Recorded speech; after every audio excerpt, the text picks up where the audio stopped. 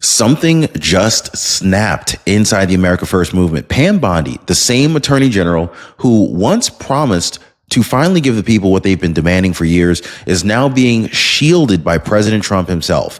And Dan Bongino, he's not standing for it. In fact, we're being told Bongino has packed it in, not on the movement, not on the mission, but on this, on Bondi, on the DOJ's Epstein cover-up, and on whatever just got swept under the rug without explanation. He didn't show up for work. He's done. And the worst part, according to sources inside Axios, the final straw was that so-called client list, the one that Pam Bondi publicly claimed was sitting on her desk. You remember that moment, right? February, clear as day. She teased it. She smiled in front of the cameras.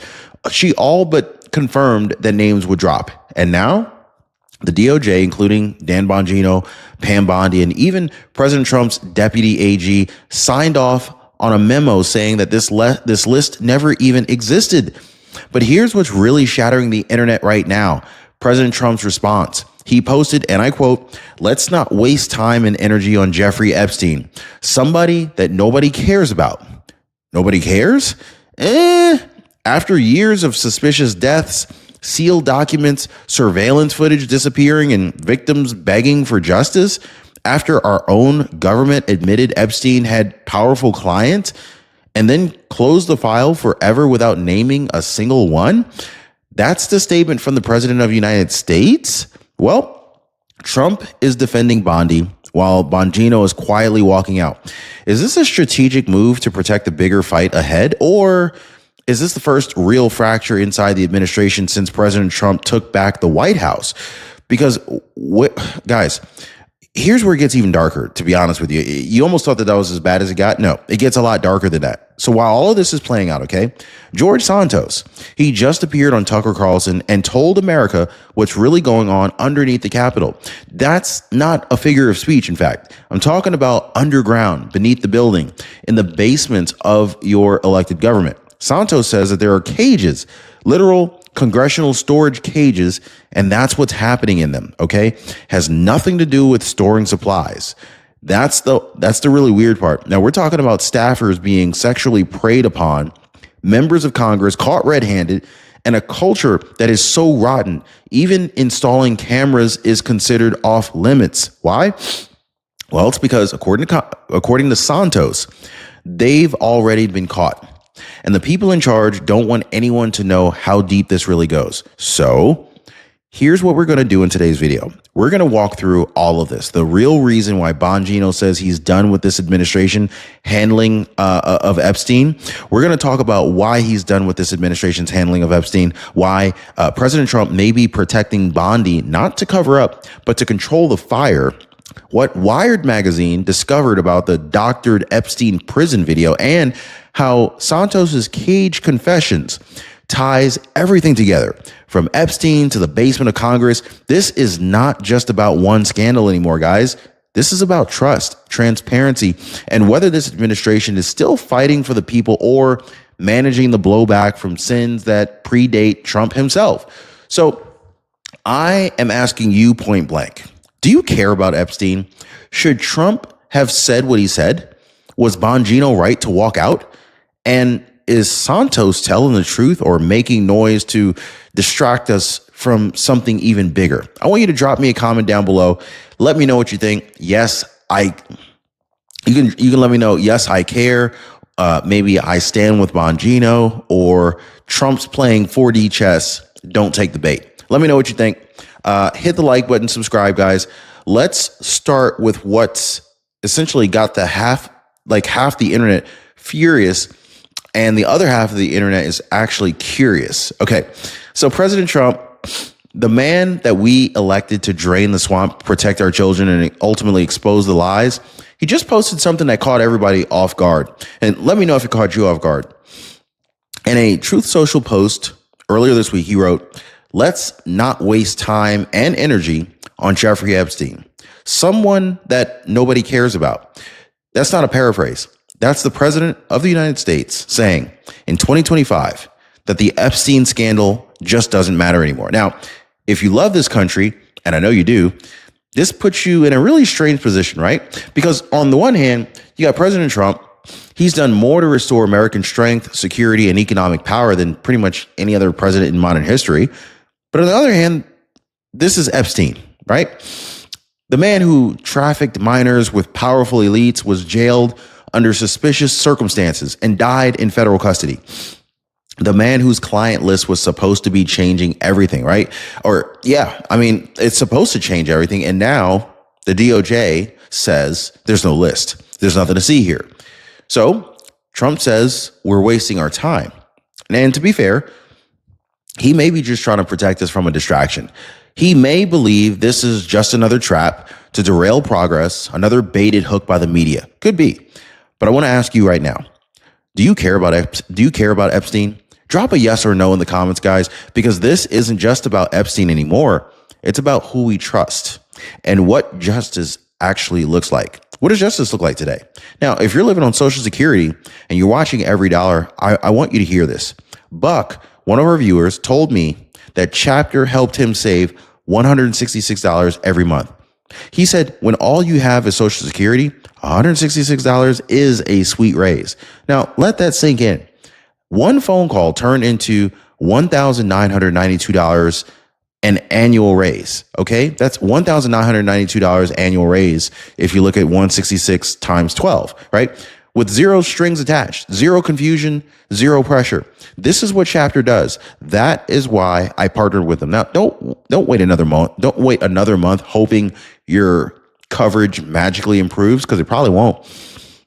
I left the phone number down below. Give our friends at Chapter a call right now, or visit them on the web. Link in the pinned comment at askchapter.org/Ron, and tell them that Ron sent you. All right. I want to rewind back to February, just for a second. February of this year. Attorney General Pam Bondi, a name many of us once trusted, went on record, and let me know if you remember this. She claimed that she had a celebrity client list from the Epstein case.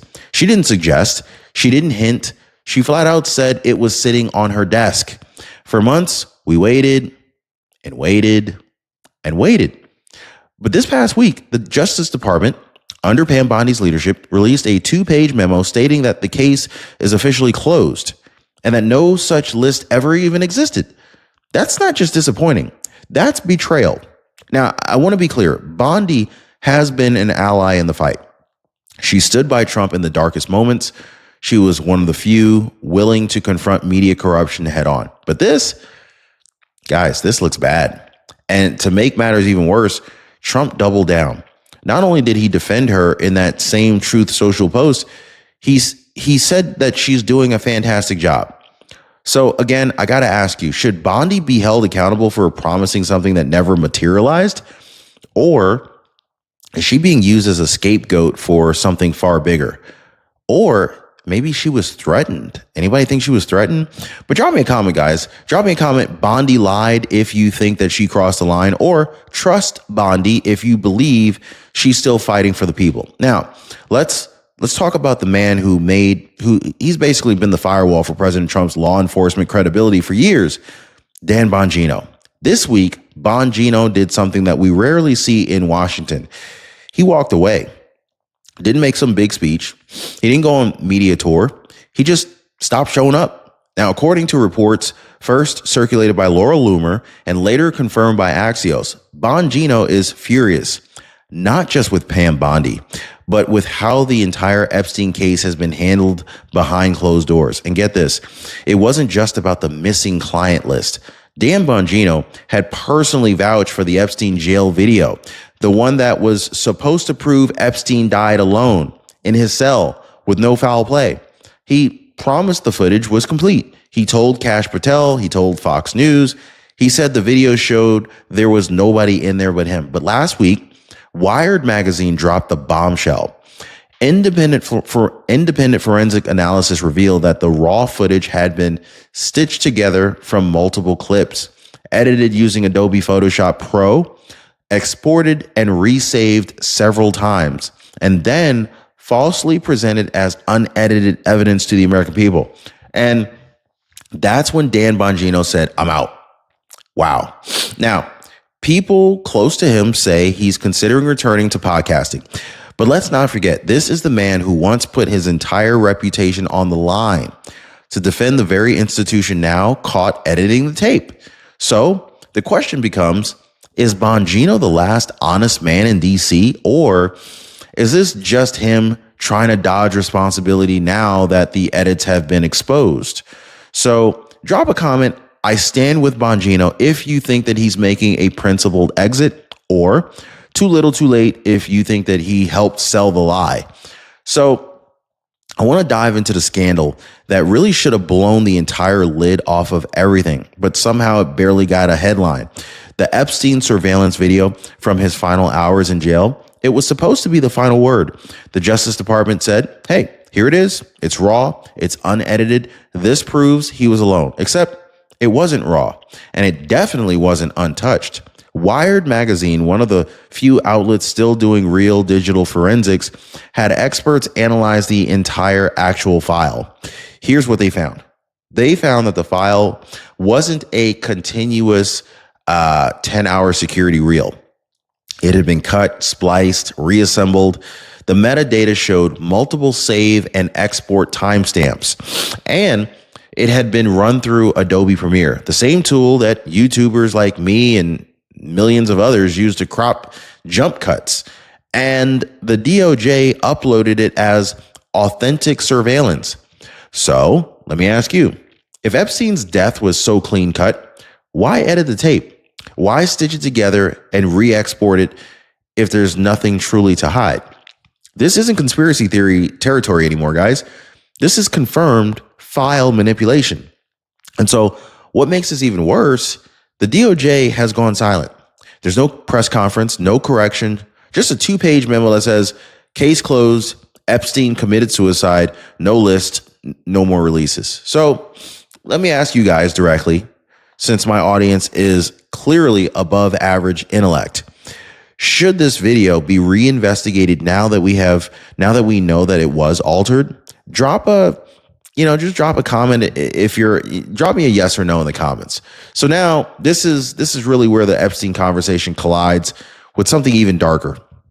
Former Congressman George Santos, who made headlines before, he just dropped a revelation that even Tucker Carlson seemed to be unprepared for. Now, according to Santos, there are literal cages. Yeah, like cages that you might keep your dog in. According to Santos, there are literal cages beneath Congress, storage cages built into the basement of House office buildings like Longworth and Cannon. But here is the twist.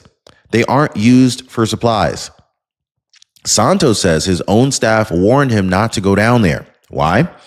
Because of rumors. Rumors that members of Congress were taking staffers into those cages for sexual encounters. That's not speculation. That's what Santos says chiefs of staff admitted on the record. And when Santos asked if cameras could be installed as a deterrent, he was told absolutely not. Why? Because according to him, some members have already been caught. And if surveillance ever goes up, the footage could surface again. So now you got to ask yourself, we had a scandal involving high-level elites, right? Sexual abuse, missing surveillance footage. And now we have Capitol basements being used for God knows what, with intentional efforts to block monitoring. Guys, the pieces are aligning in a way that nobody wants to admit. Do you believe Santos is telling the truth about the Capitol cages? Just drop a yes if you think it's, if you believe him, or drop a no if you think that this is just noise and Santos is making up some stuff. But if he is telling the truth, and if Dan Bongino walked out over these same power games, who's cleaning up DC? You know what I'm saying here? And this is the evidence. This is the silence from Trump on his part of the plan that people are questioning.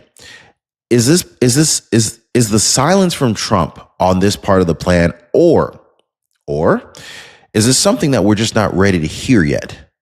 Now, don't go anywhere, guys, because I want to ask you the hardest question of all. Let's not forget President Trump is a strategist. We know that. When he says nobody cares about Epstein, it might not be a dismissal of the victims, okay?